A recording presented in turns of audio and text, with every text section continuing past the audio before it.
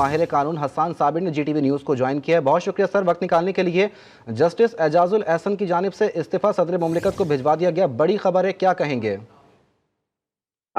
मैं इस पे तो कमेंट ये कर सकता हूँ कि अफसोस है इस चीज के ऊपर कि एक सीनियर मोस्ट जज अगर अपने ओहदे से रेजिग्नेशन दे और कोई ऐसी सूरत हाल नजर ना आ रही हो कि कोई रीजन बन रहा हो, वो अपने ओहदे पर फाइल हैं, उनके ऊपर इल्जाम तराशी नहीं की जा रही है, उनको उनको उनको एक एक एक अच्छे जज के तौर पर जाना जाता है, तो क्या ऐसा ऐसा रीजन बना कि वो किस किस वजह की बना पे उन्होंने अपना रेजिग्नेशन दिया है, ये चीजें सामने लाई जानी चाहिए। अब देखें, कल जैसा अब एक मज़ाहिर नकवी साहब ने रिजाइन किया, मैं नहीं समझता था कि उनको भी रिजाइन करना चाहिए था। उनको भी अपना जुडिशल कमीशन के सामने अगर वो पेश हो गए थे और उनको रिप्रेजेंट किया जा रहा था तो उनको वो डिफेंड करनी चाहिए थी पोजीशन अपनी। उन्होंने रेजिग्नेशन दे दिया। अब एजाजुल एहसन साहब सीनियर मोस्ट जज हैं, उन्होंने रेजिग्नेशन दे दिया। तो एक एक अदम एतमादी है जो बहुत अरसे से बात की जा रही थी कि जजेस के अंदर भी आपस में ग्रुप्स हैं, लॉबीज हैं, रिफ्ट है, वो अब नमूदार हो रही है, सामने आ रही है। देखें, हमारा जुडिशल सिस्टम बहुत कमजोर है, बहुत अरसे से इस पे बात की जा रही है कि इसके अंदर जो अपॉइंटमेंट का तरीका है वो ठीक ठीक नहीं है। 18वीं तरमीम के बाद जो तरीका राइज किया गया, उसके बाद हमारे यहाँ जुडिशल रिफॉर्म्स उस तरह से नहीं की गई जैसे दुनिया भर के अंदर है। इंसाफ लोगों को नहीं मिल पा रहा। 56,000 केसेस अगर सुप्रीम कोर्ट में आज भी पेंडिंग है और pendency day by day increase हो रही है बजाय कम होने के, और उसके बावजूद अगर जजेस जो है वो रिजाइन करना शुरू कर दें तो एक बड़ा लम्हा फिक्रिया है। इसकी रीजन सामने आनी चाहिए। जस्टिस साहब को भी जो है वो अपना अपना एक मौक़िफ़ देना चाहिए। उनके रीजन जो उन्होंने अपने रेजिग्नेशन में बताए वो भी अवाम के सामने लाए जाने चाहिए, इसलिए क्योंकि लोग जो है सुप्रीम कोर्ट पर एतमाद करते हैं। आम आदमी का एतमाद है, आम आदमी इंतजार करता है कि उनके उनके हुकूक का तहफ़्फ़ुज़ जो है वो सुप्रीम कोर्ट से ही किया जाता है।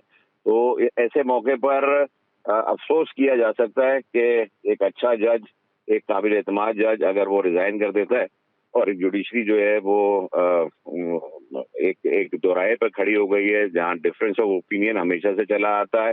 दुनिया भर में जजेस का डिफरेंस ऑफ ओपिनियन हो सकता है, लेकिन उसको शायद पर्सनलाइज नहीं करना चाहिए।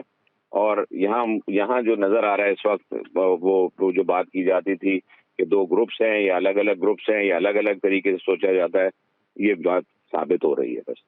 अच्छा हसन साहब, यकीनी तौर पे अहम उमूर का भी आपने जिक्र किया कि रिफॉर्म्स नहीं की गई और एक यकीनी तौर पे एक गैर वाज़ेह सूरत हाल, एक क्योटिक सिचुएशन इस पर इस वक्त बन चुकी है, लेकिन अभी अवाम का भी आपने जिक्र किया, तो क्या समझते हैं वाक़ियतन किस हद तक अवाम को भी इस हवाले से ठेस पहुँच सकती है? क्योंकि आप जानते हैं कि चीफ जस्टिस एजाजुल एहसन को फिर अक्टूबर में चीफ जस्टिस ऑफ पाकिस्तान भी बनना था। देखिए, सुप्रीम कोर्ट में जितने भी केसेस जाते हैं वो मफाद आमा से मुतालिक होते हैं। वो जो जो जिनकी अपील की जाती है, आम आदमी का केस तो उसकी सुनवाई नहीं होती, एक अलग है। As a lawyer of Supreme Court में ये कह सकता हूँ कि आम आदमी के केसेस की सुनवाई तो साल हर साल यहाँ नहीं होती है।